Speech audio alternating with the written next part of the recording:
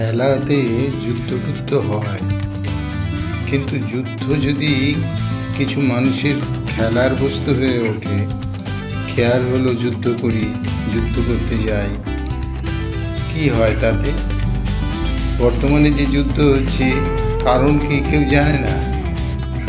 একটা দেশ তারা পারমাণবিক অস্ত্র তৈরি করার কথা ভাবছে, তার জন্য আর একটা পারমাণবিক অস্ত্রধারী দেশ তারা বলছে তোমরা কেন বানাবে, আমাদের হাতেই অস্ত্র থাকবে, তোমরা যদি বানাও তাহলে সেটা আমাদের আপত্তি আছে। এ তো বেশ মজা, তাহলে তোমরা নিজেদের অস্ত্রটা নষ্ট করো, ওরাও নষ্ট করবে। সুতরাং যুদ্ধ বন্ধ করো। এই যুদ্ধ মানুষের ভালো করে না, কোনো যুদ্ধই মানুষের ভালো করে না।